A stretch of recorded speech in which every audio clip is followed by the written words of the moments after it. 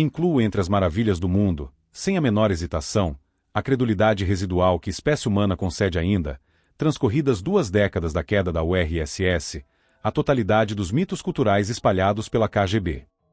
Se fosse preciso alguma prova da presteza servil com que as almas cedem ante a autoridade moral da mentira, essa seria mais que suficiente. As lendas mais estapafúrdias, as tolices mais deprimentes, as absurdidades mais flagrantes são ainda acreditadas como verdades de evangelho, não só nos círculos esquerdistas, mas até entre pessoas que se imaginam liberais e conservadoras. Volta e meia, quando contexto de passagem alguma dessas enormidades, meus leitores e admiradores se apressam em me enviar links e fontes que parecem me contraditar. Fazem-no ressalvando que não acreditam em nada disso, mas que se sentem desarmados para contestar essas fontes pessoalmente, deixando, portanto, ao meu encargo essa tarefa e colocando sobre as costas de um só a responsabilidade que seria de milhares. É verdade que nunca houve no mundo uma organização, de propaganda ou de qualquer outra coisa, que se comparasse à KGB, com seus 500 mil funcionários em Moscou, milhões de agentes espalhados pelo mundo e orçamento secreto, ilimitado, inacessível até ao parlamento soviético. Mas também é verdade que, após tantos exemplos que forneci com provas cabais, aqueles que tendem a concordar comigo teriam a obrigação de usar sua própria inteligência, de fazer suas próprias pesquisas e de me ajudar nesse esforço inglório em vez de sobrecarregar com uma multiplicidade de tarefas miúdas aquele que tem deveres mais altos a cumprir. Esta semana, por exemplo, um leitor aponta-me o livro de Morgana Gomes, A Vida e o Pensamento de Karl Marx, no qual o físico Albert Einstein aparece como uma das vítimas mais famosas do macartismo. Como eu respondesse, pelo meu programa de rádio, que aquilo era mentira grossa, o remetente insistiu, afirmando que aparentemente Morgana Gomes se baseara em fontes idoneias, como por exemplo o livro The Einstein File de Fred Jerome, baseado no dossiê Einstein do FBI, e endossado até por sites insuspeitos de esquerdismo como www.americanheritage.com. Como já expliquei dezenas de vezes, toda mentira é construída com pedaços da verdade, às vezes acrescentando alguns de pura invencionice, às vezes, na maior parte dos casos, apenas suprimindo os dados comparativos para deformar as proporções e o sentido dos fatos. Esse é precisamente o caso.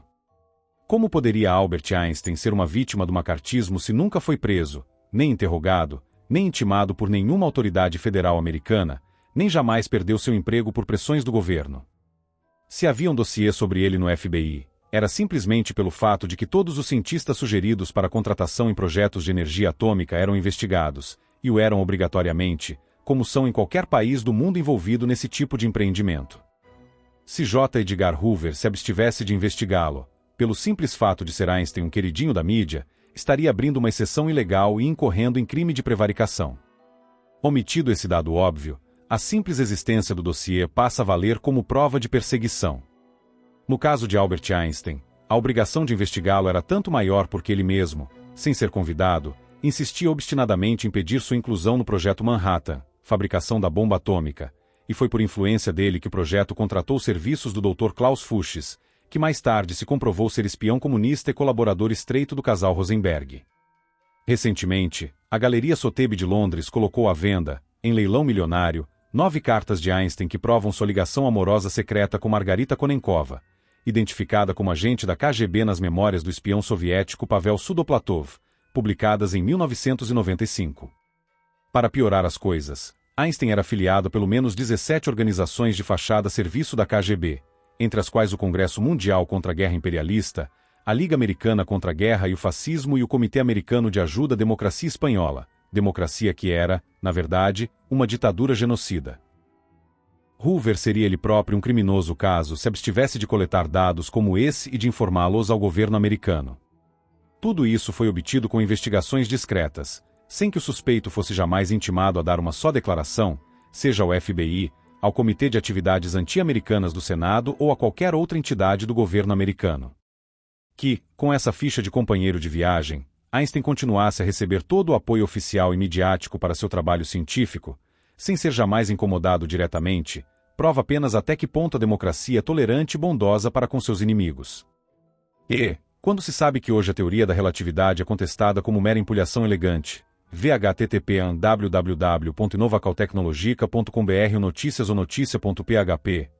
Artigo igual Teoria da Relatividade e Ideologia é não ciência. Defende pesquisador ID igual 010130090527.